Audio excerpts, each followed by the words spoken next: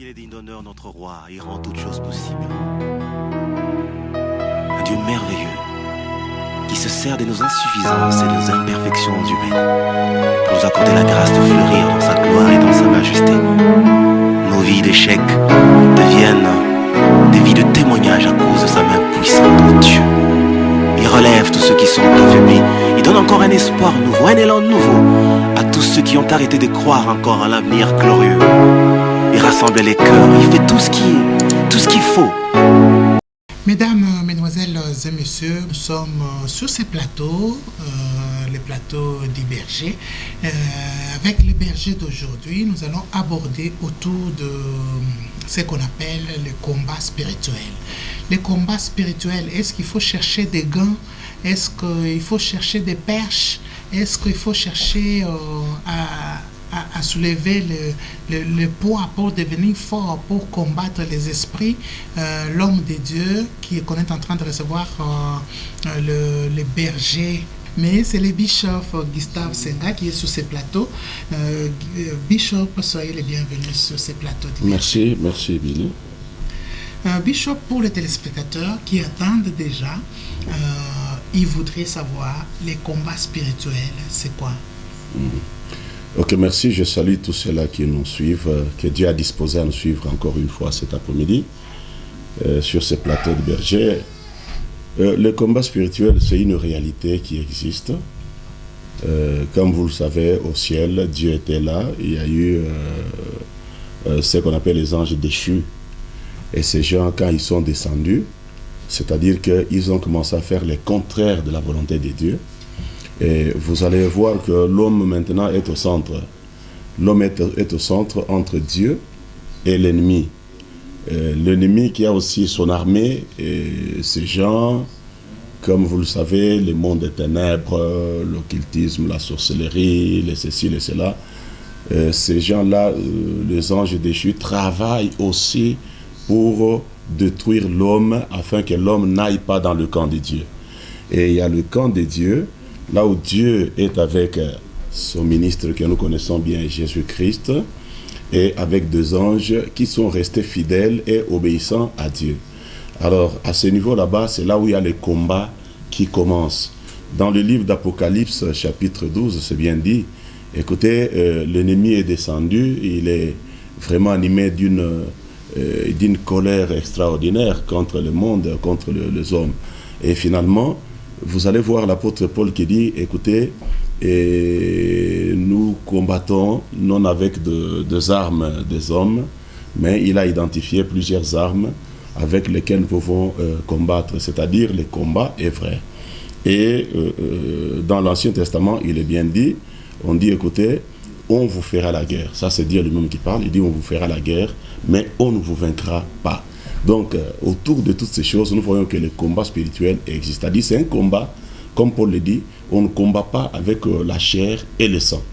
Je vais donner un exemple clair pour que quelqu'un comprenne, quelques-uns comprennent le combat spirituel. Prenons, tu es dans le mariage, et tu te retrouves avec un homme qui ne comprend pas. Vous le trouvez, il est ivrogne, il a beaucoup de difficultés, et même pour s'entendre dans la maison, c'est un problème. On a tout fait, ça ne change pas. Il faut trouver que la personne, même après un certain moment, il commence à se poser des questions, et il dit, mais pourquoi j'ai fait ça? Et vous comprenez évidemment que l'homme est animé par d'autres esprits qui le poussent à la destruction du mariage. Prenons une fille qui est apparemment belle, tout marche très bien, mais vous allez voir que la fille a tous les atouts. Mais pour entrer dans le mariage, les choses peuvent évoluer, mais arriver à un certain moment, vous sentez toujours qu'il y a une main noire qui intervient. Et cela, ça peut se révéler parfois dans le songe, dans le rêve, dans des visions, et même dans la prophétie, où on peut découvrir carrément que la personne est vraiment combattue. La personne est combattue. Et dans ces combats là-bas, il y a les esprits invisibles qui peuvent combattre la personne directement, mais il y a aussi ces esprits-là peuvent s'incarner dans les corps des hommes physiques qui deviennent vos ennemis pour rien et qui vous combattent, qui sont décidés à vous détruire, à vous anéantir. Et vous comprenez qu'à un certain moment, les choses ne marchent pas et vous sentez qu'il y a une main noire, il y a un combat, il y a les anges déchus qui vous combattent Dans la maison, vous trouvez parfois, il y a de troubles, de problèmes dont on ne connaît même pas la provenance.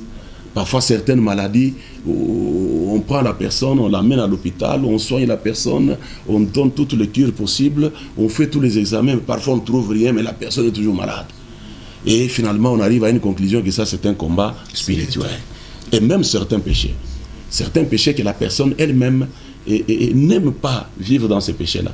Mais vous sentez qu'il y a une puissance, il y a une force là qui est en train de contraindre la personne à se noyer toujours, aller vraiment contre la volonté de Dieu. Et vous sentez que ce sont des anges déchus, ce sont des combats sataniques. Que dire de ceux-là qui travaillent? Vous travaillez dans une entreprise, dans une société. Ces 2 jours, j'ai reçu un homme. J'ai reçu un frère qui travaillait dans une société hors de la ville de Lubumbashi. Et c'était un garçon qui travaille au niveau des engins lourds. Mais comme il y avait un papa qui l'avait précédé, ce papa-là, c'est lui qui était là. Quand il a vu qu'on a amené un jeune homme là, qui pouvait travailler, et le papa a engagé le monde des ténèbres. Et voilà, un jour, le garçon vient, il fallait donc se passer la commande. La personne, le jeune homme vient et dit, moi voilà, c'est moi qui dois prendre le relève pour travailler aujourd'hui. Le papa dit, non, il n'y a pas de problème, prends le contact. Il donne le contact au jeune homme. Le jeune homme entre dans le véhicule. À peine qu'il est entré dans le véhicule, immédiatement, il a commencé à voir flou. Et ça a évolué rapidement que l'homme n'a pas vu encore. Et il est venu à l'église le dimanche passé, il ne voyant pas en train de tâtonner. À partir de ces jours-là. Et les gens ont compris, on lui a dit, non, mais ce papa-là, c'est son habitude. Il a déjà fait ça à quelqu'un d'autre. Parce que, vous savez, il y a de ces papas-là qui ne veulent pas céder le poste. Hein. Oui. Et là, lorsqu'il voit des jeunes gens qui arrivent, immédiatement, il engage les forces démoniaques, les forces du diable. Il veut déclasser la personne. Alors comment ça fait partie du combat spirituel, ça. Comment combattre? Parce que vous aviez parlé aussi des armes. Quelles sont ces armes-là? Et comment se comporter? D'abord, je voudrais dire ceci. Dans tous les combats, il y a toujours les règles. C'est ce que je voudrais aujourd'hui que beaucoup de gens comprennent, et surtout les chrétiens qu'ils comprennent. Vous savez, aujourd'hui, il y a beaucoup de gens qui s'engagent dans les combats. Oh, je fais le combat spirituel. Oh, je prie. Oh, j'ai gêné. Je suis entré en gêne. Oh, je me suis mis debout. Je marchais. Vous savez, comme chez nous, les pentecôtistes, tout ça, on se met debout. On dit, voilà, piétiner les diables. Et les gens marchent, ils disent, nous piétinons. Allez, coupez-les la tête. On coupe, on fait ceci. Et au bout de tout ça. Il y a même, on voit à travers la vie, on prend des fouets. Ah, des fouets. On les tape, on les fouette. On fait ceci. Vous voyez? Même donc, en route. Alors, vous comprenez que parfois, il y a des gestes fantaisistes. On n'a pas eu le temps d'expliquer à ces gens-là comment combattre et vaincre. Vous voyez, quand Dieu dit, on vous fera la guerre, mais on ne vous vaincra pas. Mais c'est-à-dire qu'il y a 2 règles. Il y a 2 règles qu'il faut connaître et qu'il faut maîtriser. À partir de ces règles, quelqu'un peut sortir vainqueur dans tous les combats. Mais si les règles ne sont pas données, et qu'on apprend seulement aux gens les gestes, donc voilà, les faites fermer les poings, commencer à taper, donner le coup au diable, tout. Et pourtant, ça c'est le physique. Vous voyez, l'apôtre Paul dit non, le combat n'est pas physique, n'est pas charnel. Le combat est spirituel. Lorsque le combat est spirituel, les armes avec lesquelles on doit faire un combat spirituel doivent être aussi des armes spirituelles et non physiques. Vous comprenez ça? Mais surtout ici, je voudrais insister sur les règles. Il y a 2 règles dans tous les combats. Lorsque nous prenons 1 Corinthiens, dans 1 Corinthiens chapitre 9, on dit ceci, à partir du verset 24. L'apôtre Paul dit, ne savez-vous pas que ceux qui courent dans le stade, courent tous, mais qu'un seul remporte le prix.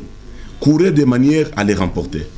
Tous ceux qui combattent, verset 25, tous ceux qui combattent s'imposent toute espèce d'abstinence et ils le font pour obtenir une couronne corruptible. Mais nous faisons-le pour une couronne incorruptible.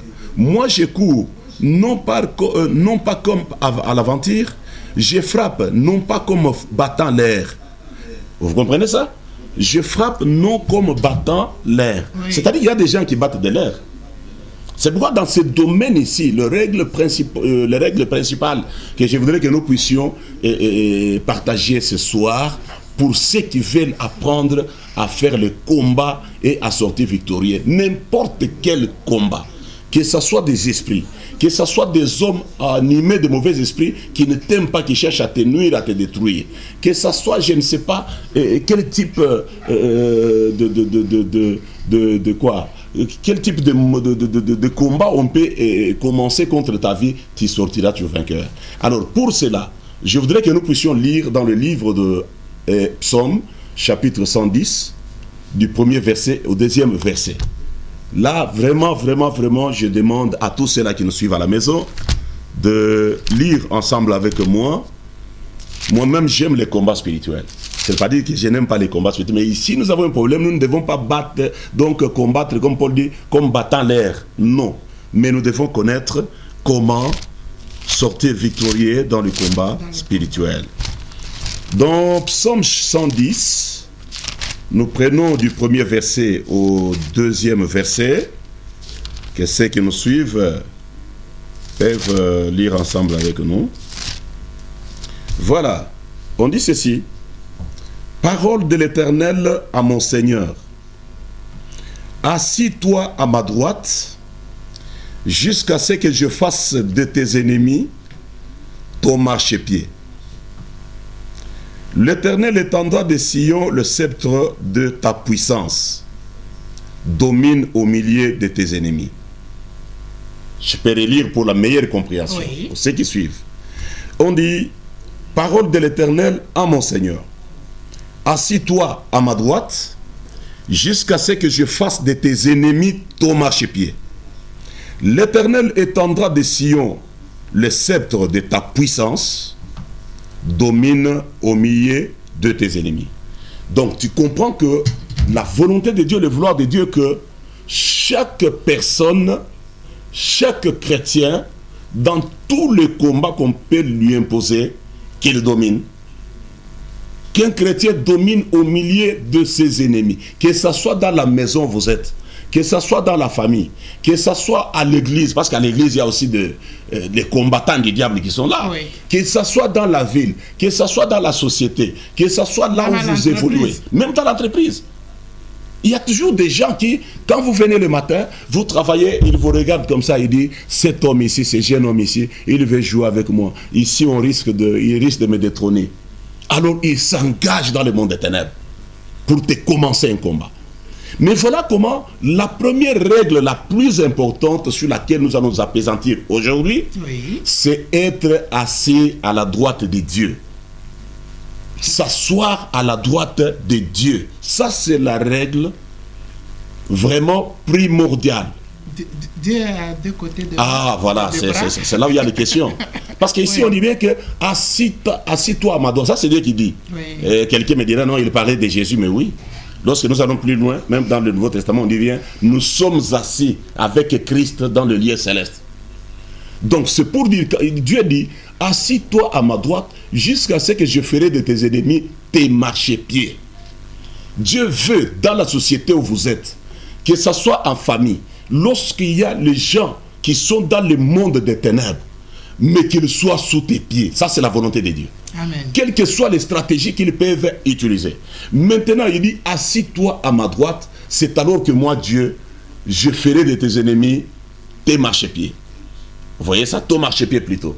Et il dit, il veut que tu puisses dominer au milieu de tes ennemis. Chaque personne sur la terre brûlée a toujours des ennemis qui peuvent engager un combat dans sa vie. Ça peut être dans la maison. Ta femme, s'il est dans le monde des ténèbres, il peut commencer un combat contre toi. Ton mari, s'il est dans le monde des ténèbres, il peut commencer un combat contre toi. Ça peut être, je ne sais pas, dans le quartier où vous êtes. Ça peut être dans les entreprises, comme nous le disons. Maintenant, la première règle que nous voulons aujourd'hui, beaucoup plus entrer en profondeur, c'est le fait de s'asseoir à la droite de Dieu. À la droite de Dieu. Je vous laisse que vous puissiez vraiment voilà. me dire pour qu'on sache comment voilà. Avant d'expliquer qu'est-ce que c'est la main droite de Dieu, et il y a deux questions ici à se poser. Ce sont des choses toujours que nous avons déjà eu à partager dans des conférences. Oui. Est-ce que Dieu a-t-il deux mains? Ou bien Dieu a une seule main seulement? Alors nous comprenons que si Dieu avait une seule main, on ne définirait jamais la droite. La droite. Parce que quand on définit la droite, c'est-à-dire qu'il y a une autre main. Il n'y a que deux mains, la droite et la gauche. Maintenant, ici, c'est spécifiquement expliqué. Dieu dit, assis-toi à ma droite jusqu'à ce que je fasse de tes ennemis ton marchepied. Alors, les deux questions que nous avons nous posées, Dieu a-t-il deux mains? Et deuxième question, que signifie la main droite? Que représente la main droite de Dieu? Mais maintenant, l'autre main là qu'on ne cite pas, qu'est-ce qu'elle représente? Et lorsque le chrétien comprenne cette vérité, je crois que vous ne serez jamais vaincu. Je le dis parce que c'est Dieu qui le dit dans la parole et nous avons expérimenté cela. Alors, commençons d'abord par parler de la main droite de Dieu. Lorsque nous allons dans la Bible, je vais donner quelques exemples. Ceux qui nous suivent peuvent prendre leurs notes dans ce que je vais donner. Nous prenons le premier exemple. Dans Genèse, chapitre 16, le verset 11. Genèse 16, verset 11. Et nous allons écouter ce qui est dit. Et d'ailleurs là, on explique même le sens de la main droite. Genèse 16, le verset 11, nous lisons. L'ange de l'Éternel lui dit, voici, c'est une erreur s'il vous plaît, 16, 11. Nous allons prendre une autre référence, nous avons commis une erreur. Prenons carrément Éphésiens chapitre 1, le verset 20 à 21. Éphésiens chapitre 1er. Notez s'il vous plaît, Éphésiens chapitre 1er, le verset 20 à 21, nous allons lire. Il l'a déployé en Christ, c'est Dieu, en le ressuscitant de mort et en le faisant asseoir à sa droite dans le lieu céleste, au-dessus de toute domination, de toute autorité, de toute puissance, de toute dignité et de tout nom qui peut être nommé non seulement dans le siècle présent, mais encore dans le siècle à venir. On dit quoi? On dit Dieu a déployé en Christ en le ressuscitant. Dieu a ressuscité Christ. Et quand il a ressuscité, où est-ce qu'il l'a mis? On dit il l'a mis à sa droite dans les lieux célestes. Donc Christ ne pouvait pas s'asseoir à la main gauche de Dieu. Il ne pouvait que s'asseoir à la main droite de Dieu, dans les lieux célestes. Alors, qu'est-ce qu'on dit? On dit à cette main droite-là. Donc, quand Dieu met quelqu'un, lorsque quelqu'un s'assoit à la droite de Dieu, cette personne va être au-dessus de domination.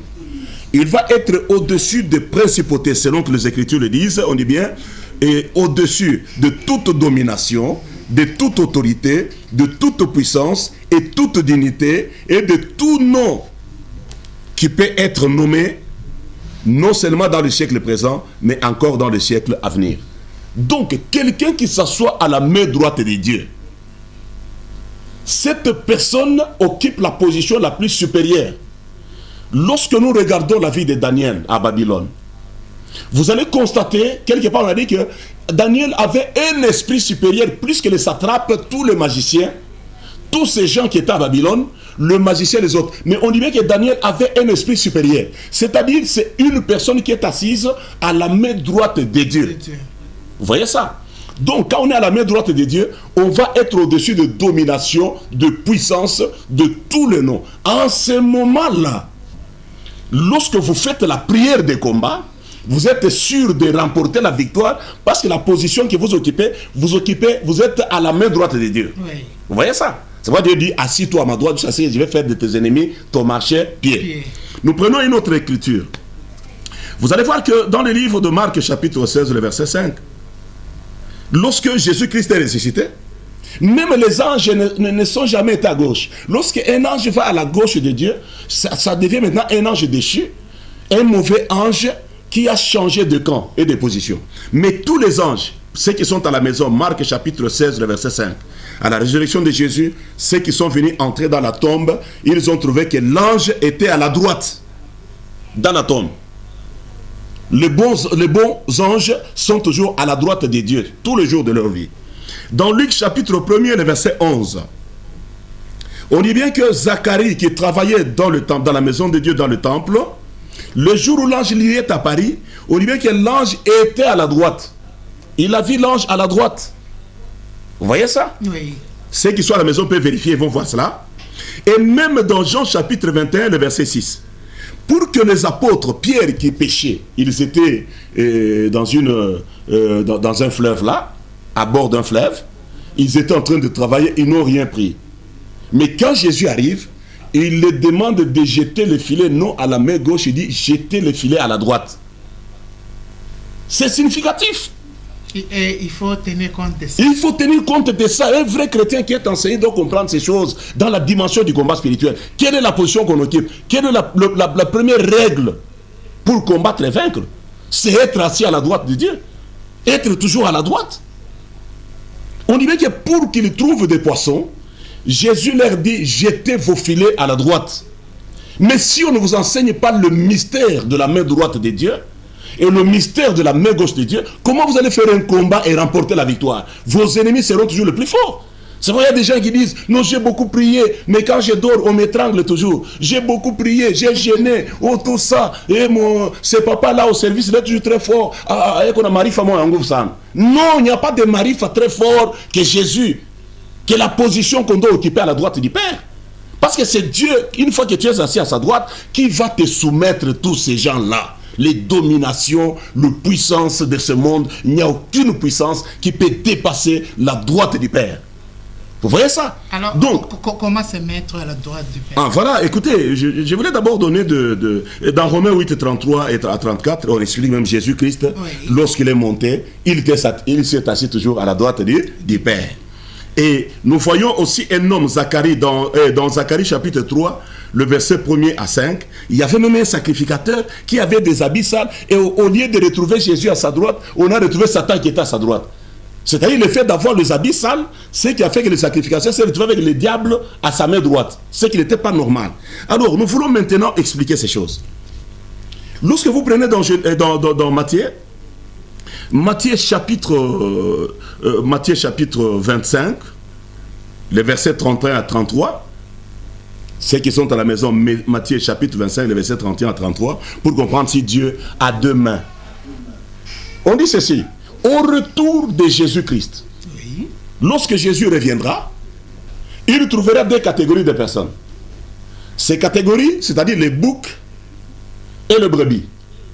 Vous voyez, quand on parle de brebis, on voit le mouton, tout ça, vous voyez ça? Oui.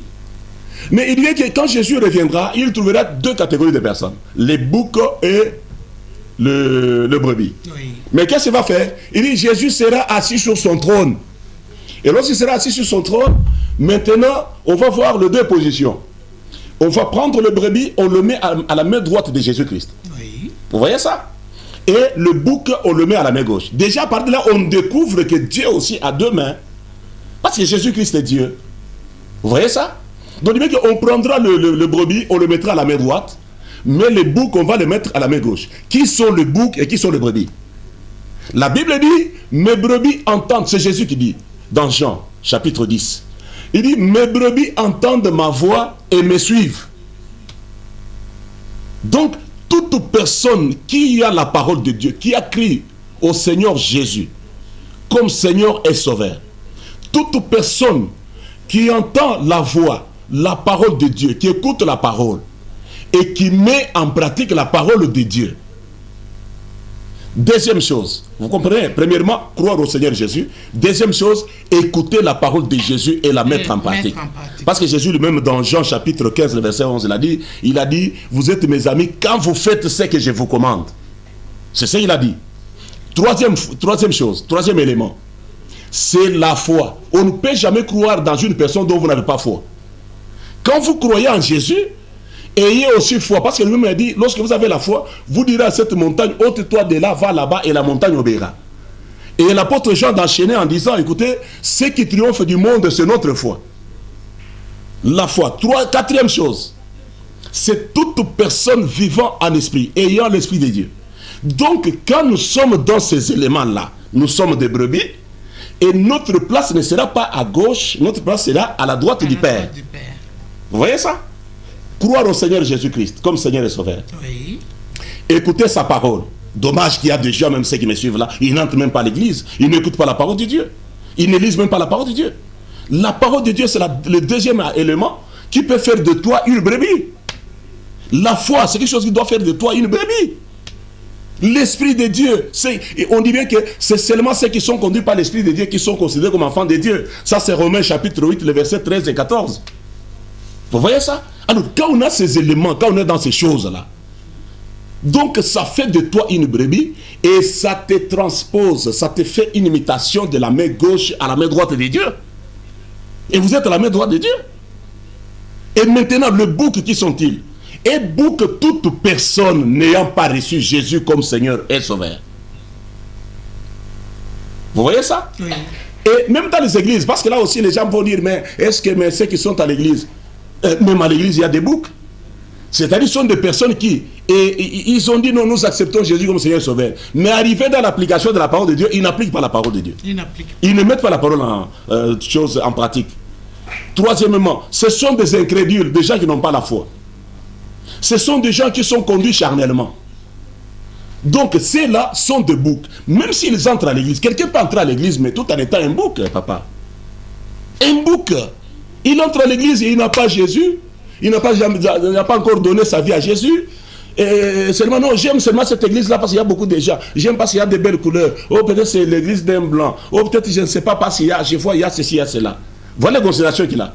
Mais dans sa vie individuelle, et pourtant le christianisme, ce n'est pas une religion. Le christianisme, c'est une vie. Vous voyez ça?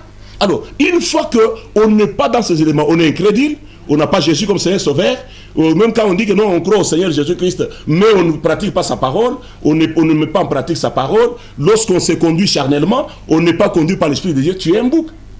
Mais ta place, c'est où? Ta place, c'est à la main gauche de Dieu. Ça veut dire que Jésus a mis le brebis à droite, il a pris le bouc, il les a mis à sa gauche. Maintenant, comprends bien. Lorsque nous allons dans l'histoire de Job, l'histoire de Job est tellement éloquente et très claire. Oui.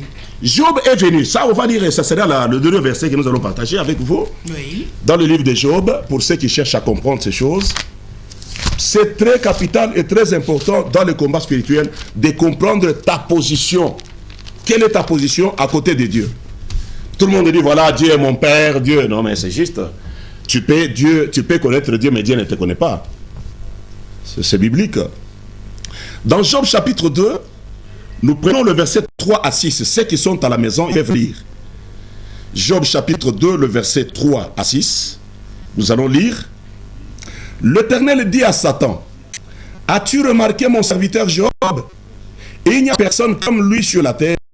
C'est un homme intègre et droit, craignant Dieu et se détournant du mal. Il demeure ferme dans son intégrité. Et tu m'excites à le perdre sans motif. Et Satan répond, pour tout ce que possède un homme, il le donne pour sa vie. Mais, étant ta main, touche à ses os et à sa chair, et je suis sûr qu'il te maudit en face. Qui demande de tendre la main? Satan qui demande à Dieu. Oui. Il dit, écoutez, étant ta main, tu dis que Job est vraiment intégré, il est fidèle, il est ceci, il est cela. Mais Job là, toi Dieu là, étant seulement ta main, touche à ses os, touche à sa chair, tu verras, il va te maudire en face. Il s'agissait de quelqu'un qui pouvait toucher Job, qui pouvait toucher ses os et sa chair. Pour lui faire du bien, mais pour lui faire du mal. C'était pour lui faire du mal. Vous connaissez la suite. Et Dieu dit, allez-y. Là, nous comprenons maintenant que ce n'est pas Dieu qui agit. Ce n'est pas Satan est descendu sous la permission de Dieu. Oui. Mais Satan lui dit à Dieu, étends ta main. Et nous comprenons que ce n'est pas la main droite de Dieu. Ça ne devait être que la main gauche. Parce qu'à la main droite de Dieu, c'est Jésus qui est assis là-bas. La Bible déclare ouvertement en disant, Jésus-Christ est assis à la droite du Père. Les anges de Dieu sont tués à la droite du Père. Les brebis sont assis à la droite du Père. Maintenant, Jésus, c'est un ministre du bien. Jésus n'est pas un ministre du mal. Jésus ne fait pas du mal aux gens. Jésus est là pour bénir, pour guérir, pour faire ce qui est bon. Mais quand le diable demande à Jésus d'étendre sa main et toucher à ses os, aux os de Job et à sa chair, il s'agit de la main gauche de Dieu. Parce que lui, le diable, il est assis à la main gauche de Dieu. C'est là sa place, c'est sa position. Avec tous ceux-là qui ne croient pas en Jésus, tous ceux-là qui sont avec lui, sont assis à la gauche. À la gauche. Et quand ils sont à la gauche, ils peuvent être utilisés pour corriger les enfants de Dieu. Lorsque Billy ne marche pas bien avec le Seigneur, ce sont les gens de la main gauche que Dieu peut susciter pour te toucher, afin que tu reviennes dans la position normale. Ou bien quand Billy est assis à la gauche, pour te déplacer de la main gauche vers la main droite, aller dans la volonté de Dieu, il faut que quelqu'un de la main gauche te touche. Et là, maintenant, tu vas chercher Dieu. Tu sais, il y a beaucoup de gens qui sont venus vers le Seigneur, tout cela parce qu'il a connu des maladies, il a connu des combats, il a connu des problèmes. Tout cela, c'est la main gauche de Dieu. Vous voyez ça? Quand la main gauche touche, les gens ont des problèmes de ceci, de cela. Oh, Dieu m'a frappé, Dieu a fait ceci, Dieu a fait cela. Maintenant, s'il faut remporter dans le combat spirituel, il faut être brebis et aller à la position de Dieu, c'est-à-dire à la main droite de Dieu, par les éléments que nous venons de donner. Tout celui qui est à la droite de Dieu, Dieu soumet toujours ses ennemis sous ses pieds. Dieu lui donne toujours la domination. Mais quand on fait les combats spirituels, tu vas kanyange, oh tu vas piquer makofi, tu vas piquer fimbo, oh faisons ceci, cela. Mais quand tu fais tous ces gestes-là, tout en étant à la main gauche de Dieu, là où se trouve Satan, comment tu peux frapper Satan, hein, donc tu es dans son camp, et tu vas le frapper comment? Donc voilà, il faut changer de position. C'est ce que je vais demander aux enfants de Dieu. Vous voulez faire un bon combat spirituel et vaincre? Allez à la main droite de Dieu. Soyez des brebis, changez de position. À partir d'aujourd'hui, quand vous changez votre position, vous allez à la main droite de Dieu. Là, il y a un ministre du bien, c'est Jésus-Christ, qui sera avec toi. Et tes combats seront ses combats. Et quand vous vous levez pour marcher, quand vous dites je marche, il dit je vous donne le pouvoir de marcher sur le serpent, sur le scorpion, sur toute puissance de l'ennemi. Quand vous dites je marche, certainement vous marchez avec Jésus. Quand vous dites je frappe, vous frappez avec Jésus. Mais maintenant, quand vous frappez, vous-même, vous êtes dans le camp vous êtes à la main gauche de Dieu, comment vous pouvez remporter dans les combats spirituels? J'essaie la deuxième partie la semaine prochaine. Nous allons voir comment Dieu utilisait les gens de la main gauche. Pasteur, vous pouvez donner les numéros, rappeler aux téléspectateurs qui n'ont pas bien saisi, ils peuvent vous appeler pour ok, c'est bon. Les éclaircir. Nous disons, le combat spirituel est vrai. Nous sommes combattus sur la terre, mais Dieu dit, on vous fera la guerre, sauf qu'on ne vous vaincra pas. Il est dit à ceux-là qui sont assis à sa main droite. Parce que dans Psaume 110, il a dit « Assis-toi à ma droite jusqu'à ce que je ferai de tes ennemis ton marche-pied. » Alors, nous venons de voir que Dieu n'a pas seulement une seule main. Parce que s'il n'en avait qu'une, on ne peut pas déterminer que mettez-vous à la droite de Dieu. Oui. C'est-à-dire à la gauche. À la main droite, on dit Jésus est assis à la droite du Père. Mais qui est assis à la main gauche de Dieu? C'est le diable. C'est Satan. Alors, tout celui qui fait le combat spirituel, la prière, le jeûne et d'autres choses, si vous voulez vaincre, soit à la main droite de Dieu. Et nous avons dit la main droite de Dieu, c'est quoi? Avoir Jésus comme Seigneur et Sauveur. Soit quelqu'un qui met en pratique la parole de Dieu. Tu dois être quelqu'un qui a la foi dans le nom de Jésus. Et troisièmement, tu dois être un homme conduit spirituellement. Parce que la Bible dit que c'est seulement ceux qui sont conduits par l'Esprit qui sont regardés comme enfants de Dieu. Voilà les éléments qui peuvent te mettre à la droite de Dieu. Alors ta prière sera puissante, efficace. Et quand vous priez, quel que soit le démon, quels que soient les ennemis, quels que soient les gens, leur monde de ténèbres, occultistes, satanistes, je ne sais pas, sorciers, tes prières seront très puissantes et Dieu va les soumettre à ton autorité. Ils seront sous tes pieds et tu verras que ton combat spirituel aura toujours des résultats positifs.